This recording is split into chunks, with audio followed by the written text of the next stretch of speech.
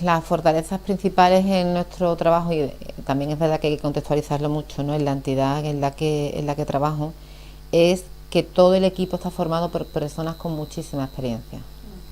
El derecho de extranjería hasta hace muy poco tiempo era como algo que se estudiaba de pasada en derecho administrativo, que es muy complejo, que requiere muchísima actualización y que no todo el mundo puede atender este perfil, ¿no?, porque sí que tiene una normativa internacional, de convenios, depende del origen de la persona, hay un trato o hay otro, entonces nosotros somos expertos en el tema. Y eso es muy importante y garantiza que el asesoramiento que le estemos dando sea el adecuado. No nos podemos aventurar a asesorar a una persona sin tener la certeza de que conocemos la situación de su país de origen, que conocemos el procedimiento, y eso a ellos les da mucha tranquilidad. Y sobre todo la principal fortaleza, yo que he trabajado en muchos sitios, es que Cáritas es una entidad con mucha presencia en todos los niveles. Porque cuando nosotros atendemos a estas personas, ya se les da un recurso residencial que el propio Estado reconoce que no le puede dar y que acude a nosotros un poco, mientras que hay plazas para que ellos pasen a la primera acogida según establece el procedimiento de solicitud de asilo. Pero no solamente está en esa cobertura de necesidades básicas, digamos, sino que después estamos trabajando a nivel educativo, formación, por ejemplo, para que accedan a la formación reglada, el conocimiento del idioma. Cáritas tiene una cosa que a mí me fascinó, porque yo no pertenezco a la iglesia, entonces es algo que me concilió mucho con el ser humano, como yo digo, y es que Cáritas está en todas partes. Y entonces tú quieres ayudar a alguien y hay muchísimo voluntariado, redes informales de apoyo, y la persona se siente muy acogida. Son personas que vienen con unas carencias muy importantes en todos los niveles, entonces como que se sienten muy amparados, y después sí que se le puede dar una respuesta, por ejemplo, laboral, porque tenemos capacidad de formarlos en ese tema, porque claro, si yo no tengo un equipo específico de empleo como tiene Cáritas con el centro diocesano, yo tengo una pata que a mí se me queda coja, porque si el solicitante de asilo, pasados 6 meses desde su entrevista, puede trabajar, pero yo no tengo capacidad como entidad de incorporarlo al mercado laboral, esa persona siente una frustración que es muy compleja de tratar con ellos, ¿no? Entonces en Cáritas sí que tienen cobertura en todos los aspectos. Yo creo que el contexto social y el momento nos vienen mal. De hecho, yo lo considero como una de las debilidades y de los temas a trabajar. Pero nuestro contexto en Cáritas es un contexto muy particular por lo que te comentaba.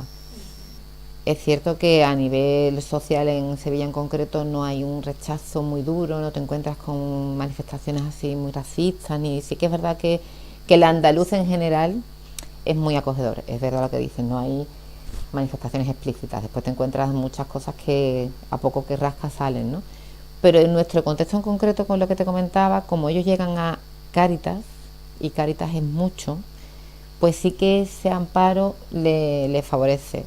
Si lo extrapolamos y a lo mejor lo sacamos al mundo real, como yo les digo, que en la segunda fase se les comenta, oye, que estáis aquí, que hay gente que se acomoda, ¿no?, que también eso hay que tener un poco de cuidado. Tú estás aquí en este contexto con esta gente muy amable, muy afín a tu realidad, pero eso no es lo que te vas a encontrar en la calle. Hombre, sobre todo en una situación de crisis a todos los niveles.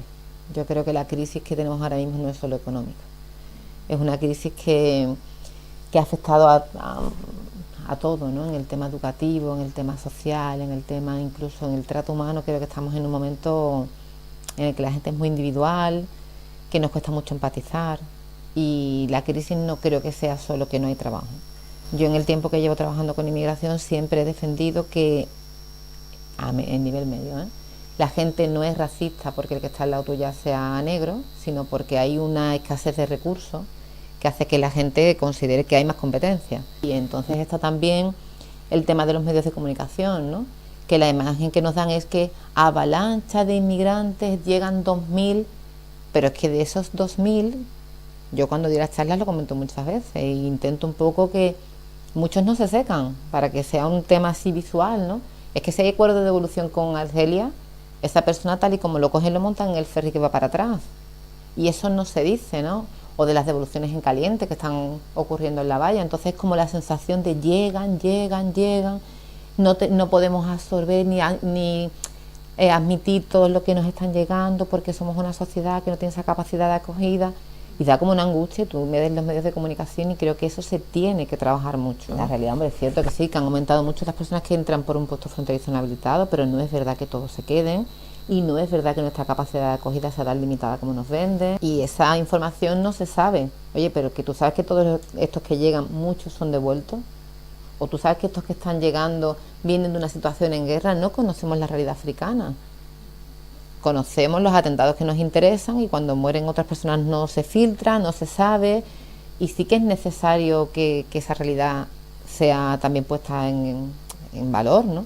Sus intenciones son muy diferentes, su motivación es muy diferente, y ahí hay un choque de las expectativas que traían con las que se encuentran, de también un poco, todas las solicitudes están también muy marcadas por las mafias que hay en el camino, que es que todos son víctimas de tantas cosas y tantas injusticias que después es muy difícil repararlos y un poco también ubicarlos, porque llegan con un proyecto migratorio muy desajustado de la realidad con la que se encuentran después. La principal dificultad que tenemos en este contexto, que estamos concretando mucho con los solicitantes de asilo, es que no hay respuesta institucional. España se ha visto desbordada por el número de solicitudes de asilo que se han admitido a trámite, y eso ha hecho que todo el programa de acogida a solicitantes de asilo tenga muchísimas carencias, que tenemos familias completas que no tienen alojamiento, que son solicitantes y que su entrevista ha sido aceptada por la policía y que bueno, que tienen su tarjeta roja y tal, pero que las fases en las que está establecido el programa de acogida se ha visto desbordada y no hay plazas. Hasta que esa persona no es solicitante de asilo, no puede entrar en el programa de primera acogida, primera fase, segunda fase de las entidades subvencionadas por el Ministerio. Están en un limbo jurídico donde sus necesidades no están cubiertas, que ahí es un poco donde entra la entidad en la que yo trabajo, ¿no? Como Cáritas, que sí hay plazas, pero las plazas son muy limitadas. Y no solamente estamos ahí colapsados, sino que desde que una persona hace la entrevista en policía hasta que se le asigna su tarjeta roja, tiene que pasar un mes. Yo tengo ahora mismo 3 meses de espera, pero porque no están siendo previsores y entonces el sistema está colapsado a todos los niveles. Entonces las entrevistas en policía se están retrasando muchísimo, y ya desde que se retrasa la entrevista, que es la que me da el derecho y la condición de solicitante de asilo, mientras tanto yo no soy nada. Ese retraso de hasta 3 meses hace que la vulneración de los derechos de esas personas sigan existiendo igual que estaban existiendo en fronteras, porque no tienen ninguna cobertura. Ahora mismo España no es capaz de darle cobertura a las solicitudes de asilo que están en marcha. No hay capacidad porque no, vamos a hablar a niveles de cobertura básica, no hay plazas residenciales. Sí que es cierto que, por ejemplo, en la convocatoria del Ministerio de Asuntos Exteriores, que se hace cada ejercicio, cada vez son más las cantidades concedidas a entidades del tercer sector que se encarguen de cubrir esas carencias, y también las subvenciones son más largas y hay entidades que se están adhiriendo para cubrir esa carencia. O sea que sí que es cierto que el Estado se ha visto desbordado, pero que a nivel presupuestario sí que hay un esfuerzo mayor y sí que hay subvenciones específicas para este perfil, que antes no existían. Lo que pasa es que, claro, como siempre pasa, la regulación va por detrás. Los datos son demoledores. Las cifras del 2016 el Ministerio a la fecha actual no las ha publicado, pero en el 2015 se solicitaron 15.700 solicitudes de asilo y se les concedió protección internacional a 220 personas. Entonces, a partir de ahí, todo esto es como, en mi opinión, más peligroso, porque vas generando una expectativa que después se rompe.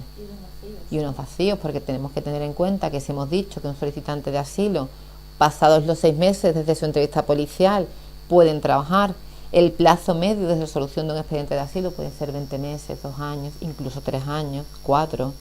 Son personas que están incorporadas al mundo laboral, que están trabajando, que se han insertado, que tienen a lo mejor unidades familiares completas y que de pronto ven denegada su solicitud de asilo y se quedan en situación de irregularidad administrativa. Ese vacío, ¿cómo se cubre? Entonces el Estado, yo creo que no ha sido ni previsor a la hora de prever las plazas que nos hacen falta, los medios que hacen falta, y también, por ejemplo, una profesión que está ahí como que no se le echa mucha cuenta, y los traductores. Yo, como voy a hacer una entrevista policial, ¿estamos teniendo en cuenta las etnias y los conflictos que hay en los países africanos?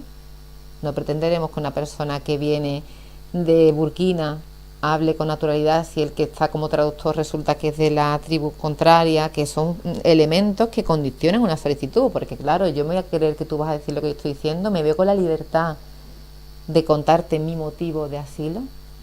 Entonces, el traductor es imprescindible en un tema de este tipo. Y traductores jurados de determinadas lenguas no existen. Y el hablarle en francés, ellos ya están perdiendo mucho lenguaje y mucho mensaje porque no es su lengua, no se saben expresar en ese idioma. Pues mira, el primer bloqueo que yo tengo ya a nivel jurídico, me meto en mi despacho y tal, la confianza de ellos hacia mí. Porque vienen ya muy castigados, ¿no? Y están como muy desconfiados y tienen los discursos muy aprendidos. Piensan que si dicen una determinada historia les va mejor, tienen como una desconfianza hacia nuestro sistema, porque es verdad y es normal que la tengan, pero esa desconfianza nos cuesta mucho trabajo romperla. Son personas que vienen como, claro, es que viven de una situación tan compleja y es difícil romper esa dificultad. Y después tengo el tema de género. Es muy difícil que un subsahariano se crea que yo soy la mejor abogada para él. Y es duro como mujer trabajarte eso y entender que es un tema cultural, pero sí que es complejo. También corremos el riesgo de protocolarizar las intervenciones. Muchas veces tenemos como una batería de preguntas que hacemos y nos quedamos en la respuesta tipo y nos estamos encontrando, sí, que yo puedo tener perfil de varón subsahariano de 18 a 35 años, pero dependiendo del país, yo tengo que hacer esfuerzo por saber qué está pasando en el Congo, qué está pasando en Costa de Marfil, porque ahora de pronto todos dicen que son de Guinea-Conakry, porque eso también es importante, porque el asesoramiento que le vamos a dar es el mejor. Por supuesto que si yo le doy el asesoramiento en batería es perfecto, porque yo le doy la información, los pasos y tal, pero si nosotros hacemos unas entrevistas más complejas, detectamos casos como el que os comentaba antes, más personalizada, viendo tu situación, bueno, pero ¿por qué huías? Por guerra, pero ¿por qué guerra? O por motivos políticos, o por motivos sexuales. Una demanda muy importante de solicitantes de asilo por delitos de homofobia, por violencia de género. Y las denegaciones de las solicitudes de asilo son, por ejemplo, el caso que tengo ahora entre manos, que es una chica cubana que ha sido violada en el instituto por 3 chicos. Y entonces nos deniegan el asilo diciendo que la violación es un delito que está penado en Cuba. Sí, pero no me ha violado cualquiera, me han violado 3 chavales que son hijos de militares de la cúpula del régimen cubano, que me están haciendo la vida imposible, que yo he tenido que irme de mi casa, que he tenido que huir, que mis padres han tenido que dejar el trabajo, que... Entonces, claro, vamos a profundizar, vamos a trabajar las entrevistas de solicitudes de asilo, porque se lo juegan todo. Y este chico en concreto contaba su historia y le decía al traductor, a mí no me está llegando. Claro, y es que en cómo gestionas esa emoción también hay un tema muy cultural. Y yo puedo pensar que este me está contando que han matado a su padre allí, pero con esta frialdad que a mí no me llega. Y es que en su cultura tú no puedes expresar esa emoción de otra manera. Una de la formación que yo he buscado además a nivel privado después de empezar a trabajar, creo que el tema de la gestión de emociones es muy importante como profesional. Y te explico mejor por qué. Ya no es solamente que esa persona se te rompa o no, sino que tú atiendes una situación muy brutal y que después no sepas cómo gestionarla. Y entonces tienes que combinar esa cercanía con una eficacia y que esa cercanía y ese conocimiento brutal de su realidad no te afecte a la hora de gestionar esa historia y de hacer el trabajo lo mejor posible. Y eso es muy duro. No estamos preparados. Mira, cuando nosotros empezamos con las alumnas en práctica, cada 2 citas esa alumna no puede continuar. No puede continuar porque tú empiezas a recibir una información que es mucho peor de lo que esperabas, la contextualizas, le pones cara, conoces a esa persona, entonces llega un momento en el que tú le dices, ya no sirves, tienes que salir a hacer otra actividad, ¿no? Y claro, yo tengo ya 40 años y te miro a la chica con 20, no, es que ya no sirve, hazme caso y trabájate esto, porque llega un momento en que a nivel personal te afecta y lo llevas al plano profesional. Entonces es como un equilibrio complejo, porque no puedes convertirte en el abogado togado que pregunta las 4 cosas y marcas una distancia, porque entonces no haces bien tu trabajo y si estás en este sector no eres ese abogado. Pero cuando rompes esa barrera, corres el riesgo de no hacer bien tu trabajo. Sobre todo porque muchas veces te engañan. Y eso también es así, eso hay que tenerlo en cuenta. No todo, claro, no todo el que te cuenta esta historia la ha vivido, a lo mejor se la han dicho, o la está contando como quiere la mafia que la cuente. Y eso también, tú eres un filtro, que tienes que empatizar y que tienes que ser humano, pero también cuando te llega esa realidad tienes que saber gestionarla. Y eso no se trabaja a nivel académico. Al igual que tampoco se trabaja a nivel académico otros códigos culturales. Y si vamos a trabajar con extranjería, esos códigos hay que conocerlos, en mi opinión.